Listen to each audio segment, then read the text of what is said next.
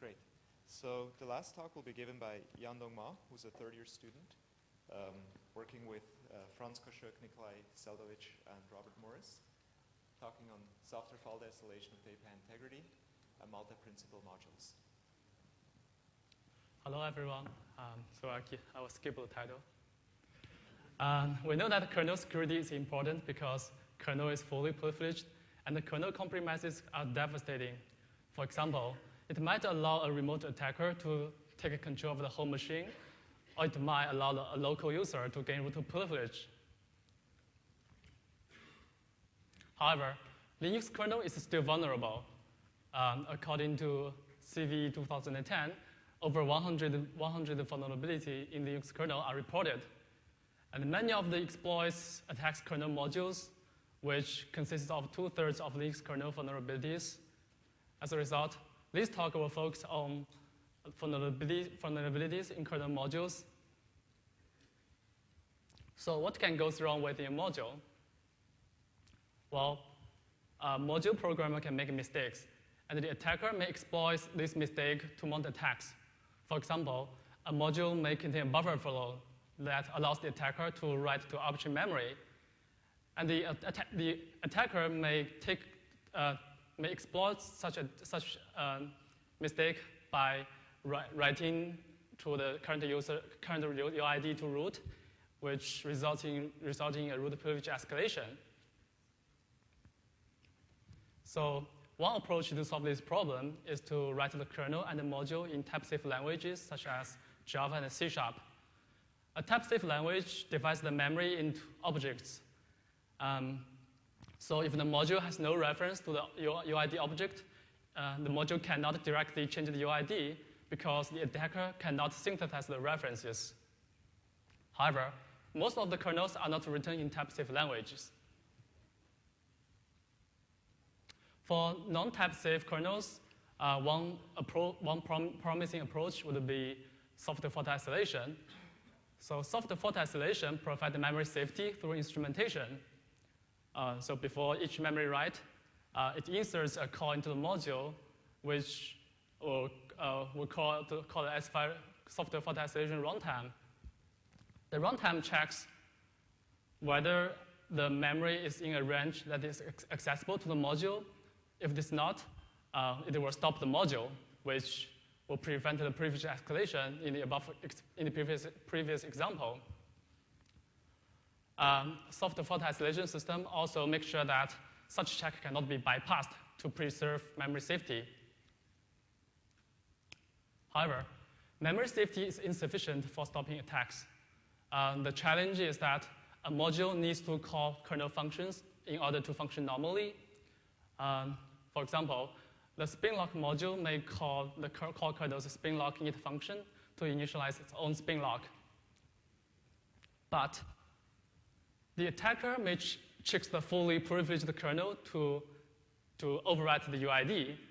For example, if there's a bug in the module that allows the attacker to call a spin lock init function with arbitrary argument, then the attacker can gain root privilege by providing the address of the current UID, which is bad. So, so in general, the challenge is that the kernel APIs are not written defensively. They assume that the calling module obeys some implicit rules, so they don't check arguments and the permissions. But the modules cannot be trusted to follow these rules. As a result, the module may check the call kernel to performing some unexpected actions. An ideal system would enforce rules for the kernel APIs, much like system call, which assumes that the caller obeys the rules. So it checks every assumption. So what's the state of the art for protecting APIs? Well, LXFi provides memory safety, but it doesn't allow the module to call external functions. LXFi allows the function call, but it doesn't check the arguments. BGI requires the programmer manually wrapping functions and make a kernel defensive when kernel code invokes callbacks. Well, manual wrapping is error-prone and time-consuming. It may work well if kernel code is well-structured, but Linux is not. So our approach is to use annotation language, which helps enforce two types of API integrity, argument integrity and callback integrity.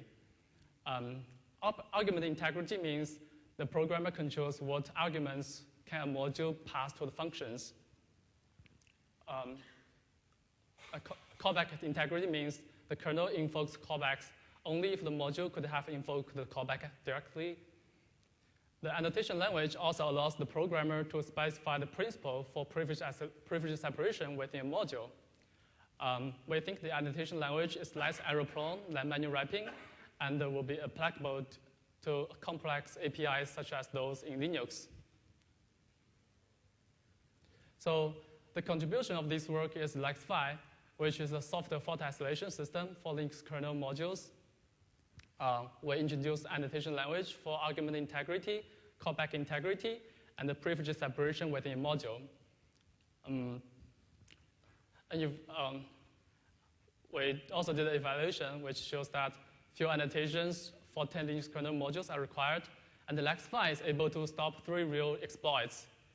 And at the same time, the CPU overhead for the netperf benchmark is 2 to 4 times. We choose the netperf benchmark because it stresses LXFi. So the goals for the annotation language is to enforce argument integrity, callback integrity, and the privilege separation within a module. At the same time, we would like to minimize the programmer effort. For example, we would like to use few annotations and avoid data structure and API changes. We would also like to make LXFi to be compatible with C. So the programmer can use LXFi's annotation language to prevent the module exploits as follows. First, the programmer annotated the core kernel. So if the annotation captures all the implicit rules, a compromised module cannot violate the rules to gain additional privilege. Then at the compile time, LXFi translates these annotations to runtime checks using compiler plugins. The plugins provide a safe default by rejecting a module if this calls an unannotated API. Then at the runtime, LXFi performs these checks by consulting a dynamic table of capabilities for each module. In the rest of this talk, I will illustrate the design of annotation language. The annotation language consists of three parts.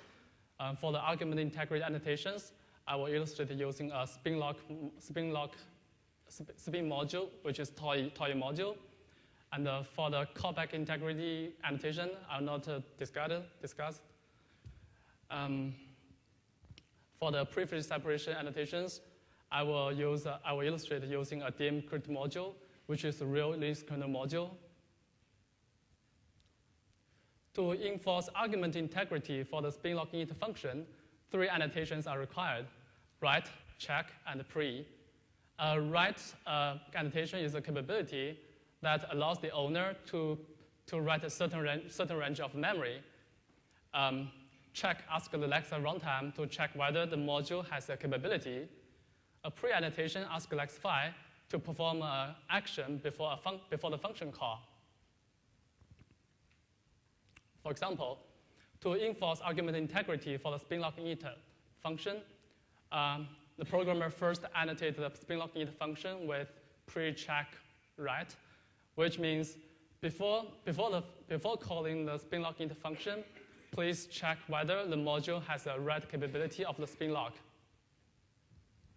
Then, at the compile time, LXFi inserts corresponding function calls into the spin-lock module in a way that cannot be avoided by the module. As a result, for a legitimate spin-lock call, LXFi will allow it because the spin module does have the write capability of the spin-lock. And then in case of the root privilege escalation, LXFi will stop the module because the spin module don't have the spin module doesn't have a capability of the UID. So where does the capability come from? Well, it is granted on allocation. To express the grant, 2 more annotations are required, a copy and a post. A copy annotation asks LXFi runtime to grant a copy of the capability to the module, and the post annotation asks LXFi to perform action after function return. For example, to grant a spin lock to the module, the programmer will first annotate the kmalloc with post copy write, which means after kmalloc returns, please grant a copy of the write capability of the return value to the spin lock module. Then at the compile time, LXFi will insert a function call into the spin module in a way that cannot be avoided by the module. Then at the runtime, LXFi grants this write capability to the spin module. You may wonder what happens when the memory is freed. Well, LXFi needs to revoke the capability from the module to safely reuse memory. So one Strawman would be to revoke the capability from the caller, which is the module. Well, it turns out it's insufficient because after the revoke, other modules may still have copies of the capability. To solve this problem, we introduce a transfer annotation, which asks the LXFi runtime to revoke a capability from all modules, and then grant a copy of the capability to the destination. As a result, no other copies of the capability remain after the revoke. For example, to safely free a spin lock, the programmer first annotates the key-free with pre-transfer write, which means before calling key-free, please transfer the write capability from the module to the call kernel. Then, at the compile time, LXFi inserts the function call into the spin module. Then at the runtime, the LXFi will revoke the capability from all modules and grant a copy of the capability to the call kernel. Since the call kernel is fully privileged, this capability is simply discarded. But why is the spin module able to call the spin lock, init, kmalloc, and kfree functions? Well, because the module has a call capability to each of these functions. The call capability is granted initially according to the module's symbol table. Here, LXFi trusts the module author not to call unnecessary functions. The call capability is also dynamically granted when a callback function is passed. So put it together, the spin module has 3 call capabilities to each of the the 3 functions: kmalloc, spin lock init, and kfree. And these 3 functions are properly annotated. And the LXFi inserts check and copy and transfer calls into the module in a way that cannot be avoided by the module. As a result, there's no way for the compromised spin module to gain root privilege because, first, SFI ensures memory safety, and then the call capability ensures that the module can only call 3 functions, and none of these functions can modify the UID because the kmalloc never modifies allocated memory, and the spin lock init can only be called with writable memory, which is allocated from kmalloc. And kfree ensures that no capability remains after the free. As a result, the spin module cannot modify the UID. Now I will talk about the privilege separation within module. I will use the DM-crypt module as an example. DM-crypt module is a Linux kernel module that provides transparent encryption service for block devices. In this example, a third type of capability is required, reference. A reference capability allows the owner to pass an argument as a specific type. So the DM-crypt module works as follows. Suppose that the system encrypts the main disk using the encrypted module. So whenever the user want to write something to the disk, they will first send a request to the kernel, which hands the request to the encrypted module. The encrypted module do some encryption on the data, and then finally write the encrypted data into the disk using block device write function from the kernel. Note that writing to the block device does not require writing to the block device object itself. So for this, so here we grant the encrypted module a reference capability of the block device object to indicate that the encrypted module can write to the block device. Of course, the programmer may would like to will add an annotation on the block device write function to check whether the encrypted module has a reference to the block device object to ensure that this encrypted module cannot write to object device object. Now, suppose that the user also uses a flash drive which is protected by the encrypted module. When the user tries to read something from the flash drive, the request will be handled in a similar way as the write request to the main disk. The risk is that if this USB drive is malicious, it might return exploits that triggers a bug in the decrypted function, which might allow the attacker to overwrite the root password on the block device, on the system main disk. Despite this check on block device write function, this exploit still happens because the encrypted module does have a reference capability of the main disk's block device object. To solve this problem, we must separate these.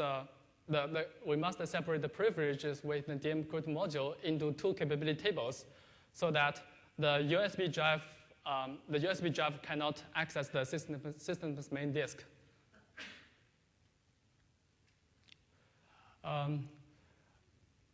To solve this problem, we associate a principal with every instance a module supports. For example, for the encrypted module, it is every block device that the encrypted module supports. One problem is how to specify and name principals. Recall that one of the goals of the LXFi is to minimize changes to existing data structure. So we reuse the address of data structure as the name of a principal. The cool thing is that the programmer can typically identify the principal from one of the function arguments. To specify principal, we introduce a principal annotation, which asks LXFi runtime to run a function with privileges of a specific principal. For example, for the encrypted module, the programmer would annotate the map function pointer of the DM target tab, and then before the core kernel calls the map function provided by the encrypted module, LXFi will set the current principal to the USB drive, which would finally prevent this overwrite of the root password from happening, because the USB drive principal cannot access the capability table of the system main disk principal.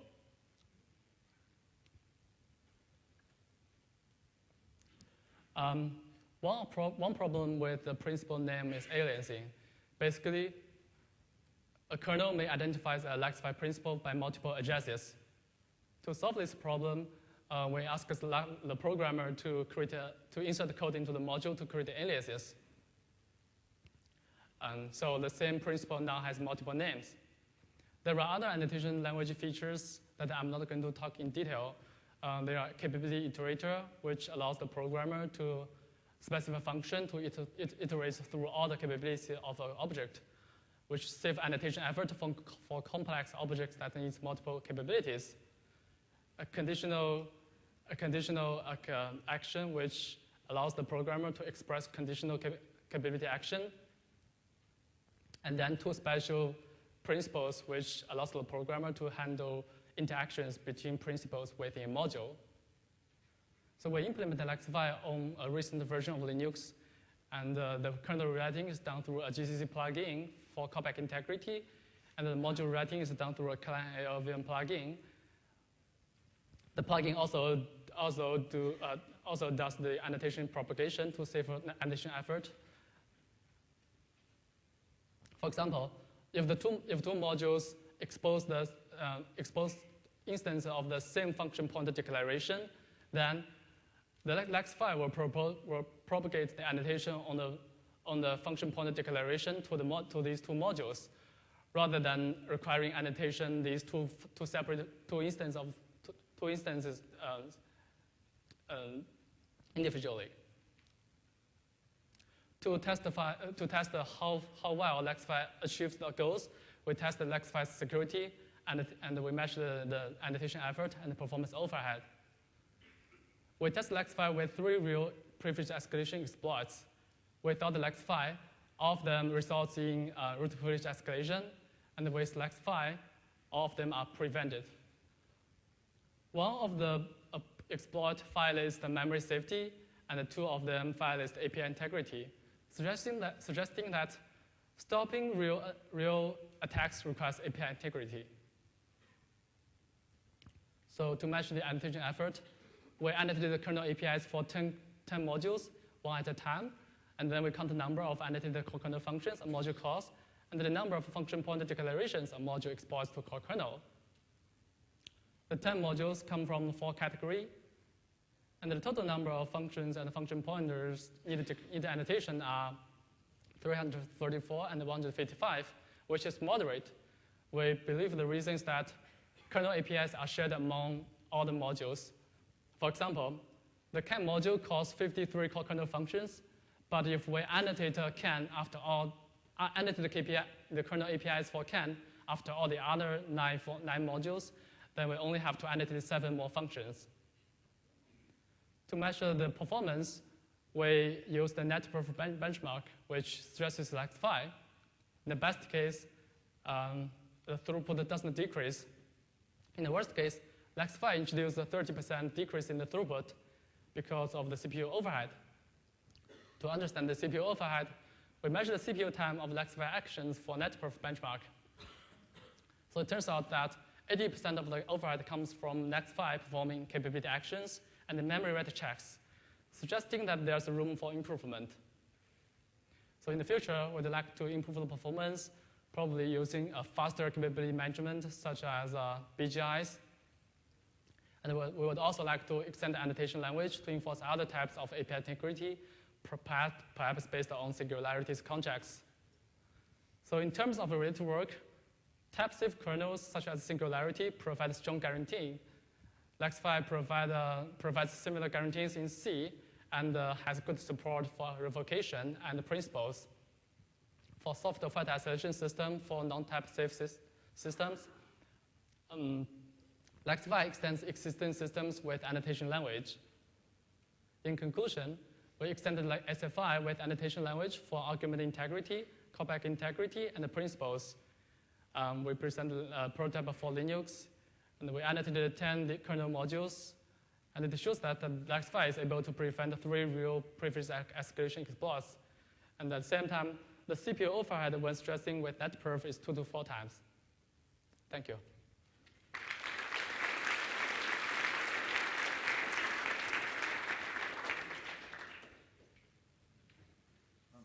Andy Tannenbaum, Vrije Universiteit Amsterdam.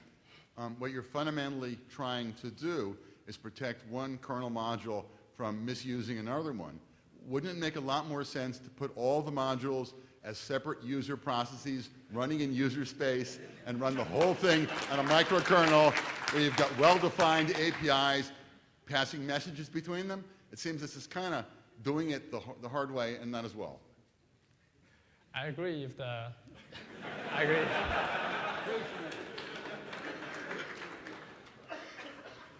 When in doubt, just say yes.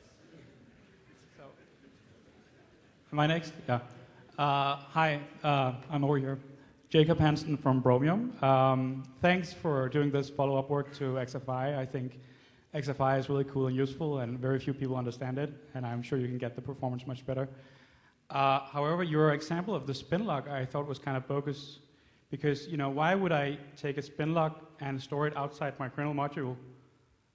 Because if I did that, then I could always kind of DOS the kernel by just leaving that lock taken and then just dying, right? So why do I need to sandbox that call? Why can't that just be an inline within my own little address space of the kernel module? It's true that the spin lock module is toy, but you can imagine there's other functions that the module must call, like, for example, the PCI enable device, which is much more complicated that you cannot inline, right? Okay, yeah. I think really, what worked for Microsoft is that they have a very nice kernel API called KMDF, and I think that's what we need for Linux. Thanks. Sure. Petros Maniatis, Intel Labs, right here. So I understand the basic notion of what it is you're trying to do, but a question that comes up to me is, okay, you assumed originally that the kernel API was correct, it wasn't, and bad things happened. Now you have to assume, by faith, that the LXFi annotations are correct. Yes. And if they're wrong, you're doomed. Where does the madness end? Where can I stop assuming? Or is that the smallest thing I have to assume? Well, one thing that this can make it better is that suppose that for the function pointer declarations, suppose that there's the probe function pointer. All of the PCA network driver may create an instance of such function pointer because it will expose the callback to the core kernel. Then the context on this probe function, there's some implicit rules that assume by the core kernel when it calls the probe function. And then you can just extract you can express all these implicit rules on the probe function pointer, which will force all these implementations to follow. I understand the mechanism, and it makes a lot of sense. I, as a user of the system, I'm trying to get some guarantees out of it. And I might want to get guarantees until the cows come home, but if my annotations are incorrect, I'm going to get guarantees about meaningless annotations. So the question is, how do I know, I or my customers, that the guarantees are meaningful? So how can I connect the annotations to something that says no privilege escalations? That's what I'm asking. Is this helping me getting me to that point, or do I have to do another layer of annotations on the annotations to make sure that these are correct? That's the question. I mean, it's... I don't know the answer. Sorry. Thank you. Hello. Gilles Muller in RIA here. So it's a kind of follow-up to the previous question. And I was wondering if you could infer some of your annotation using a static analyzer, because it seems to me that at least some of your annotation, they clearly follow some rules and some rules on the code. And I think a static analyzer could help, maybe could help to verify also the annotation. Yes, we thought about that. Maybe you can infer the annotation from the function pointer tags or something.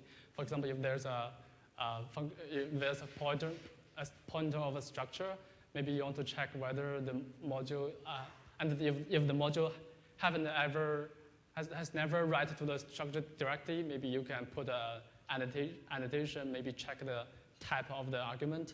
It may be doable, we think, but. There might be, well, yeah. I think it might be difficult to do so. We thought about that, but maybe. We have 1 more minute for 2 quick questions. Hi, I'm Bernard Blackham from the University of New South Wales and NICTA. Quick question. You've quantified the CPU overhead for all the extra code that's been injected. But it looks like the capability table with the shadow stacks and the extra function wrappers also introduce a lot of memory overhead. Have you quantified how much overhead there is space-wise? No. Okay. That's a quick answer. And 1 more. It's quick. Ivan Bashasnik, University of Washington. You've introduced these annotations, but it seems like to use them properly, you really need a different way of thinking about your code. Yes. And of course, you've shown that, perhaps I don't need that many, but you've written them. What makes you think that kernel developers would want to adopt this methodology? Well, could you repeat that again, the last sentence? So it seems like there's a software engineering methodology that's, implied by these annotations, right? So to use them properly, you kind of need to reason differently about your code. Yes. So what makes you think that kernel developers would want to learn this approach? Kind of beyond the API, there's other things you have to think about. I don't know if Linux will think it's a good idea to enforce the API integrity in such a way. I'm not sure. So is it easy to write these annotations? Are they easy to learn? Well, I'm not the expert in Linux kernel developing, so I'm not sure. But maybe they know. So. All right.